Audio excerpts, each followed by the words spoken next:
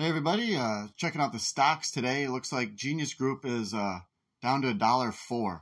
So it's really hurting at that level, but I like it.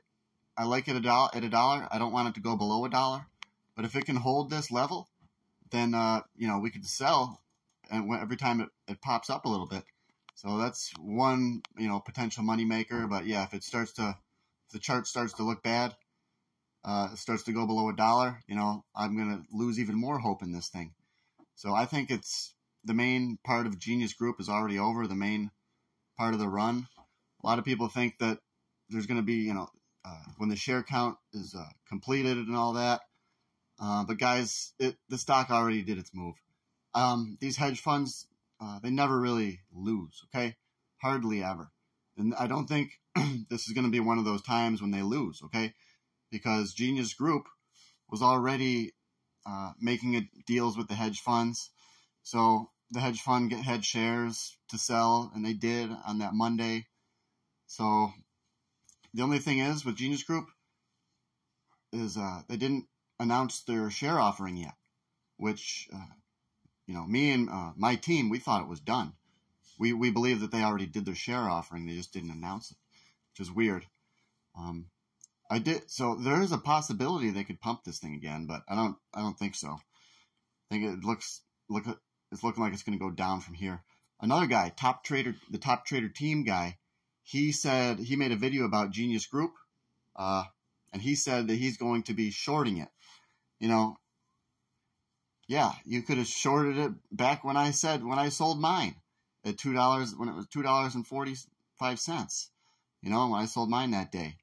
I didn't get out all of it $2.45, but I sold a lot of it $2.25 over $2. So and my options up there in the $2.30 when it was like $2.30. But yeah, top trader team made a video and he said he's shorting it. So he's feeling pretty bad about the stock. He's going to be holding on to his short positions through any kind of a rise in price we may get as a result of this share count, the official results. I don't even know if they're going to release any real results. I think that this scam's over and done with. I don't even think they're going to care to release any kind of other results. We're going to see. So it could cause the stock to shoot way up. But like I said, I think that the hedge funds aren't going to get caught here. They're in on everything with our CEO, Roger Hamilton. Roger Hamilton was talking about these shorts, 6 months ago. Since now, in his last investor meeting, he basically said nothing about it. So it seems like he's trying to just forget all about the naked shorts, okay? That's something in my eye. But yeah, it seems to me like Roger Hamilton's just trying to leave it, forget about it, act like it never happened, okay? And then, they're going to have this ERL dividend. Top trader team mentioned that as well. He said that because of other situations like BBIG, he knows, as I know, I mentioned BBIG a while ago because they're kind of related with these spinoffs, and he knows that it's not going to be a good situation. So he knows that chances are it's going to go down, so that's why he's shorting it.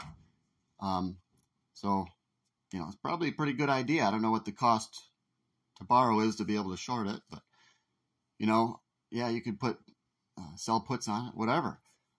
Genius Group, I'm not really feeling too positive about buying it right now. I'm just not.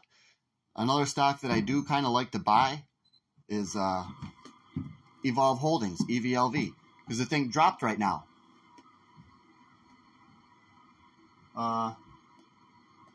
It's going for 596 and a half, 596, pretty much.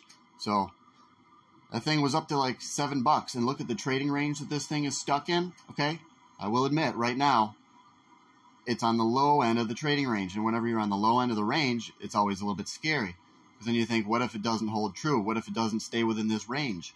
What if it now breaks down? But I really think that there's a big gap, and it's going to go to $10 in short order very quickly. Okay, a lot of you might not agree with that, but yeah, I think EVLV is going to go up.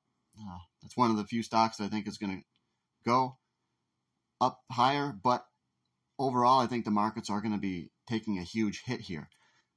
The economy is definitely having a lot of problems. Inflation's going, still going up. So this is really not good for the average person. Okay, I know you're probably feeling it. I am every time I go buy groceries. Oh, I was me and my buddy, when we were delivering the ice the other day, picking up coolers, we went to Wendy's, okay? And, I don't go to fast food. I don't really believe in eating unhealthy food. So you can, and what we got was, we got 2 like small meals and a couple of drinks.